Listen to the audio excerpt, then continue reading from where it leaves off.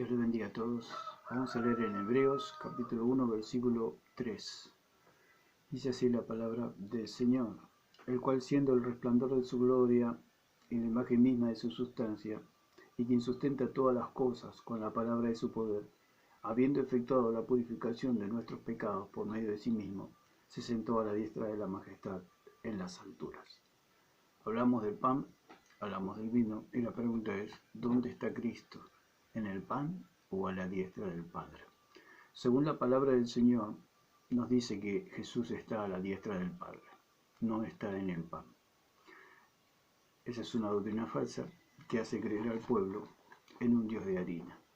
Entonces, la pregunta sería, ¿Cristo en el pan está vivo o está muerto?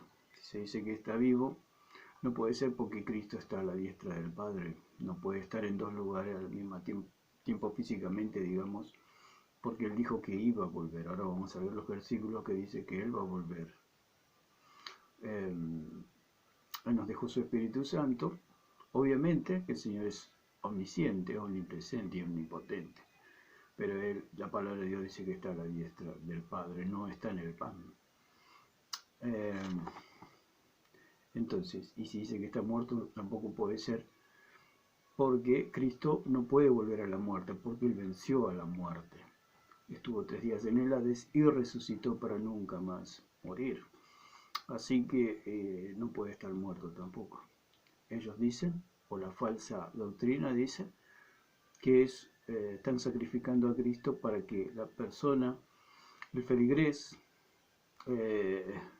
engañado, cuando come del pan o de la hostia, están sus pecados siendo perdonados, porque dijo el Señor que el que come mi carne, come verdadera comida, y el que bebe mi sangre, bebe verdadera bebida, el cual tendrá vida eterna. Tendrá vida eterna. La falsa religión cree que cuando come el pan o la hostia, sus pecados les son perdonados. Totalmente falso. ¿Por qué? Porque Cristo está a la diestra. Cristo está a la diestra. Y si lo comen, estarían comiendo al Señor, y como dijo el Señor, todo lo que entra por la boca va a terminar en la letrina, o sea que es algo totalmente abominable, según las Escrituras, esta doctrina. Hay una prefiguración del Cordero Pascual. Antiguamente, antes de la sangre, se derramaba los tipos y figuras de la sangre de Cristo, o sea, de animales, de corderos y de animales, siendo una sombra y una figura de lo que iba a ser el verdadero sacrificio para el perdón de los pecados. Antiguamente había un perdón momentáneo para aplacar la ira de Dios, y esa sangre era derramada para cubrir los pecados, digamos, pero no los quitaban. Cristo es el que quita el pecado, el que arranca, ese que el Señor es el Cordero de Dios que quita el pecado del mundo, dijo Juan el Bautista. Entonces, el Cordero y los animales eran una sombra y figura de lo que iba a venir, o sea, Cristo. Entonces, los corderos, la figura, la sangre, era todo un antitipo un tipo del antitipo, era un tipo de Cristo, esa sangre derramada, un tipo de la sangre de Cristo, pero la verdadera sangre, o sea, el antitipo vino y se derramó hace 2000 años en la cruz del Calvario. Esa sangre es lo que nos ha pagado nuestra deuda que teníamos con Dios por nuestros pecados, porque todos estábamos destituidos de la gloria de Dios por cuanto todos pecamos, dice en Romanos 3:23. Y la paga del pecado de la muerte, como dice en Romanos 6:23. Entonces, tanto el Cordero como el maná eran sombras y figuras de lo que iba a venir, o sea, Cristo. Por eso él hace una contraposición allí en Juan 6, entre el maná y su cuerpo. Tanto el pan como el vino son figuras o símbolos, o el símbolo de lo que ya vino. Antes de la sangre de lo que iba a venir, y lo que nosotros ahora tenemos como símbolo, que son el pan y el vino, es de lo que ya vino. Por eso Cristo no está, como dijimos en videos anteriores, es el recuerdo de una persona que ya no está. Es una representación. Bueno, lo hablamos mucho de eso. Cristo es la realidad, no la sombra. ¿Dónde está Cristo? Cristo, como dice la palabra, está a la diestra del Padre. Ahí está Cristo, no en el pan. Juan 16:7 dice que él se tenía que ir para que venga el Espíritu Santo. Entonces quiere decir que Cristo se fue para un día volver. Entonces Cristo no está en el pan. Dice, pero yo os digo la verdad, os conviene que yo me vaya. Os conviene que yo me vaya. Porque si no me fuera, el Consolador no vendría a vosotros. Si yo no me voy, no puede venir el Espíritu Santo. Mas si me fuere, os lo enviaré. Entonces, ¿qué quiere decir? ¿A dónde se fue el Señor? A la diestra del Padre. ¿Dónde está el Señor? A la diestra del Padre. ¿Quién vino? El Espíritu Santo. Podemos leer en 1 Corintios 11:26, donde Pablo habla a los corintios sobre la cena del Señor. 1 Corintios 11:26. 2 Corintios 11:26 dice, así pues todas las veces que comiereis este pan, las veces que comiereis este pan, no está diciendo las veces que comiereis esta carne, no, él dice, las veces que comiereis este pan, y bebiereis esta copa, la muerte del Señor anunciáis hasta que Él venga, Está diciendo que el pan era pan, y que simplemente era un memorial. El apóstol Pablo lo está diciendo claramente. Así pues, todas las veces que comieres este pan, no dijo esta carne literal de Cristo, dijo este pan. La muerte del Señor anuncia hasta que Él venga. O sea que si dice que va a venir es porque no está. Si yo digo que una persona va a venir es porque esa persona no está físicamente. Apocalipsis 22:20 dice que el Señor va a volver, y si va a volver es porque no está en este lugar. Dice, el que da testimonio de estas cosas, dice, ciertamente vengo en breve. Amén, sí, ven Señor Jesús, ciertamente vengo en breve. Si viene es porque está en otro lugar. Si dice que va a venir es porque está en otro lugar, no está en el pan. Los discípulos se volvieron atrás porque no creían en Cristo. Ellos entendían que les hablaba de creer y ellos no creían, según Juan 6:66.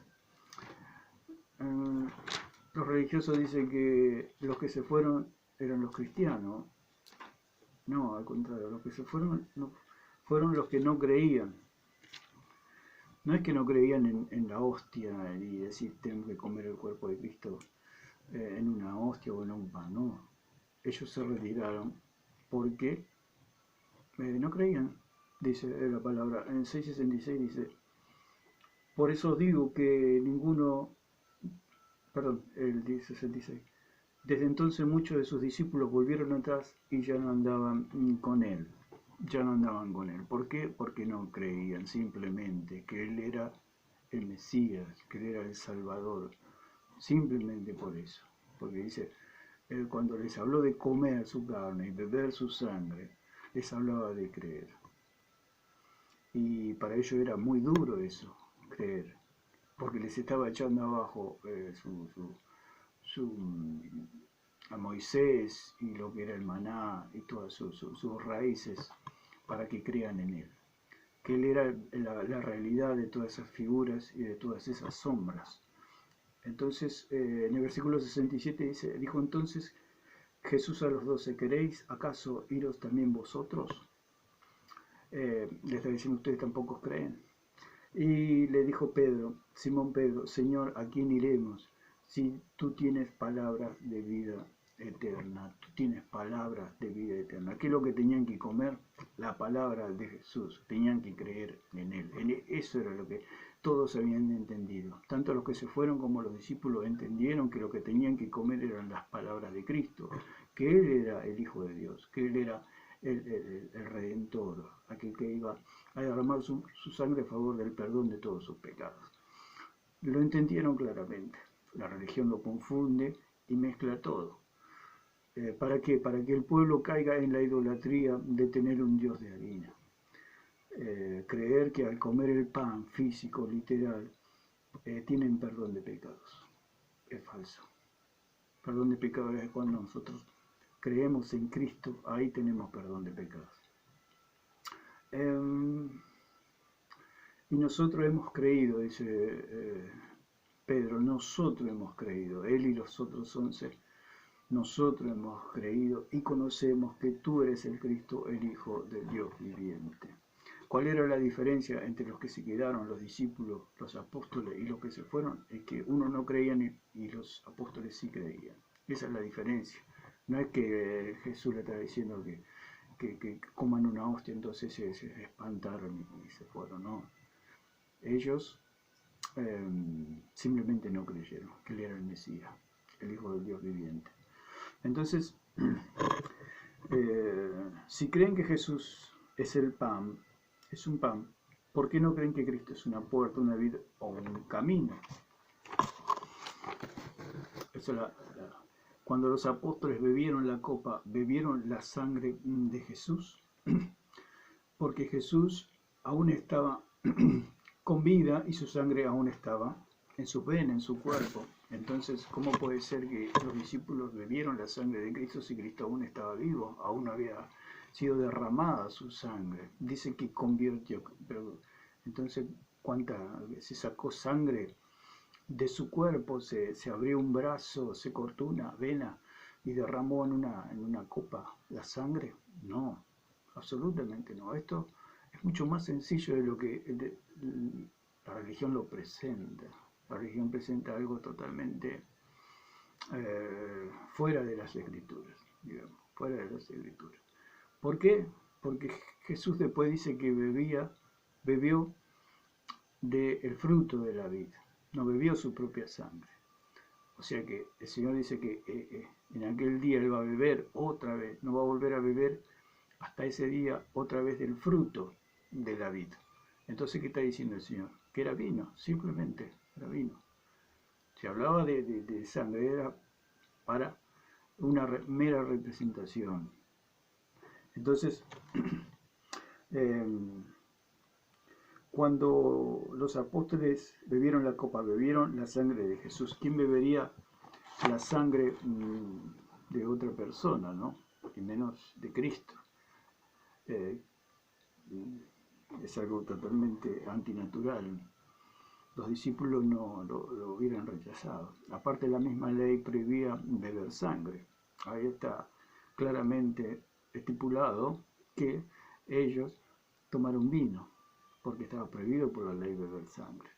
Si Cristo hubiera bebido sangre, hubiera quebrantado la ley. Entonces iría contra todos los... y si hubiera quebrantado la ley, no tendríamos salvación.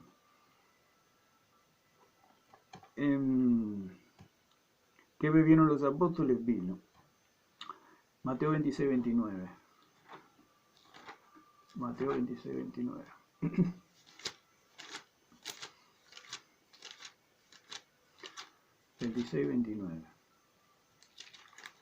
Dice la palabra del Señor: y os digo que que desde ahora no beberé más de este fruto de la vida. No beberé más de este fruto de la vida. Hasta aquel día en que lo beba de nuevo con vosotros en el reino de mi Padre. Terminó ya después de la oración, de acción de gracias, seguía siendo vino. Por eso el Señor dijo: y os digo que desde ahora no beberé más de este fruto de la vida. O sea que después de la oración o de la acción de gracias, seguía siendo vino. Y si hubiera bebido sangre, hubiera quebrantado la ley.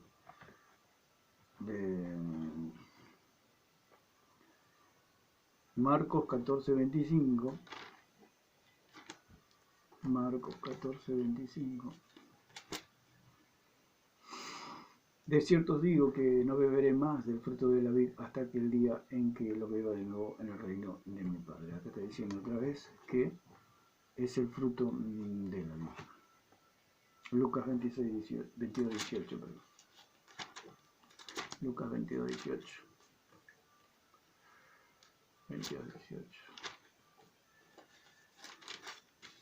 22:18.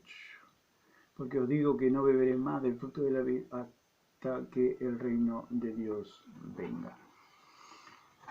Jesús jamás quebrantó la ley, porque si hubiera quebrantado la ley, no tendríamos salvación. Hubiera pecado. Y es imposible que Dios peque. Dios jamás pecó. Así que lo que bebió Jesús fue simplemente vino. Entonces,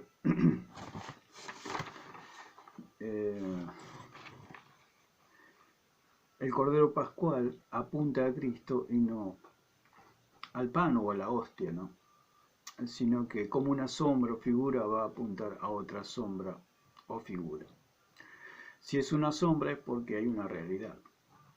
Y esa realidad es Cristo, no el pan. Entonces, lo vamos a dejar por acá. Y porque el pan, como lo hace la religión, es un sacramento, dice, el más hermoso de los sacramentos. Pero ese sacramento es una realidad. Un sacramento es un signo sensible de un efecto interior y espiritual que Dios obra en nuestras almas. Eso es un sacramento, pero Dios no nos dejó ningún sacramento para salvación.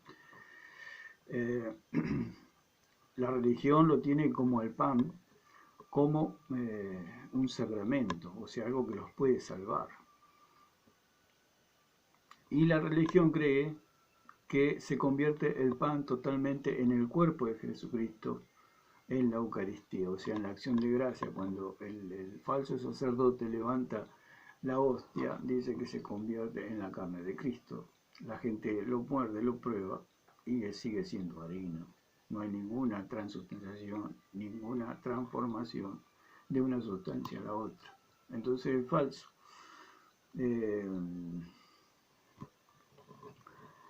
entonces lo vamos a dejar por acá.